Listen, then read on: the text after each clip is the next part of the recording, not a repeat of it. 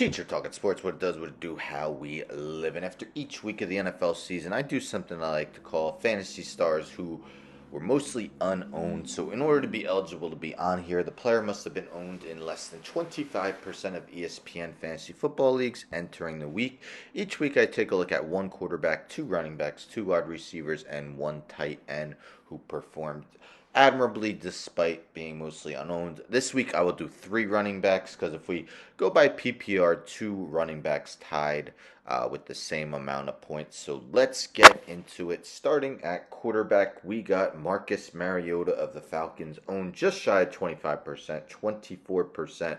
Threw for three touchdowns, his first three touchdown game of the season, ran for 43 yards. It was the fourth time he's ran for over 40 yards this season. He also has 3 games this season of multiple touchdown passes, has 3 rushing touchdowns, and all of a sudden the Atlanta Falcons are the surprise leaders in the NFC South, albeit at just a 4-4 record. Running back Kenyon Drake of the Baltimore Ravens, owned in 18.4% of leagues. A lot of people dropped him now that Gus Edwards is back. Well, Gus Edwards is now dealing with a minor hamstring strain, and Drake, in just 7 carries, ran for 62 yards while also having 4 receptions with a touchdown. It was week 6 where Drake had 119 rushing yards and a rushing touchdown against the Giants. So if Gus Edwards is unable to play, he's listed as questionable for Monday Night Football in week 9. Kenyon Drake will definitely be someone who could be a starter in fantasy leagues. Other running back, we got 2 more. Jaylen Warren of the Pittsburgh Steelers, owned in 2.9% of leagues. Now, Warren played more because it was a blowout loss to the Eagles. Got a season-high 6 carries, which he totaled 50 yards on. Previous high was 30 yards, and 3 receptions were second most in the game, behind his 4 in week 5. He played on 29% of the snaps, which is about what he's averaged for much of the season. Najee Harris has not been good at all this season. Meanwhile, Warren is averaging 5.3 yards per carry. His fans would love to see him get more action. Fantasy owners would love to see him get picked up, but they continue to make Najee Harris the bell cow. Will Warren ever get more playing time? The other running back, he was previously on here as well. That is Dontrell Hilliard of the Tennessee Titans. Hilliard, of course, limited action because he's playing behind Derrick Henry, but did get 8 carries for 83 yards, while also having a catch for 12 yards. He was on this list in the first week of the season when he had 2 receiving touchdowns, played in 28% of snaps last week, which is about right around his season average. Derrick Henry is getting an absolute boatload of touches. I remember last year was asked whether he could sustain the amount of touches he received. Ended up getting injured. If that were to happen again this season, Dontrell Hilliard would definitely get a lot more share of his carries than he has at the moment. Let's go to wide receivers.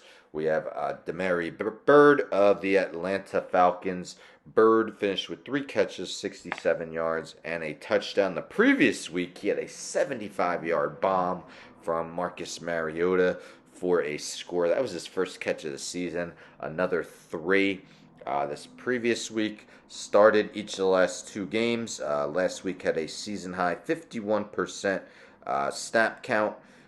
He's been somewhat productive previous seasons, 47 catches in 2020, 26 catches last year for the Bears. The other wide receiver is Zach Pascal of the Philadelphia Eagles. Pascal, 2 catches, 57 yards, and a touchdown in the Eagles' easy win over the Steelers.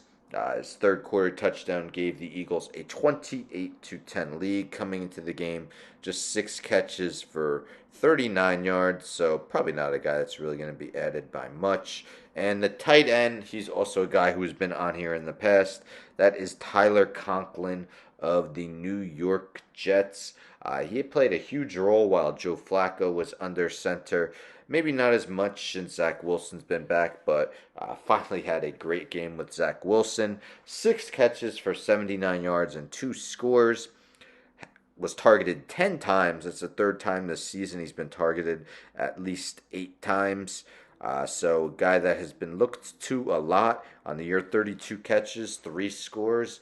Definitely a guy that could be picked up by many people, especially with 6 teams on buys this week. You might need a tight end. So, there you have it, the Week 8 fantasy stars who are mostly unowned. Do you think any of these guys are worth picking up? I must say, kind of a week for wide receivers for that went undrafted. No, dominating performances, but Kenyon Drake definitely had a good game, and Tyler Conklin, Marcus Mariota, very close to that 25% ownership.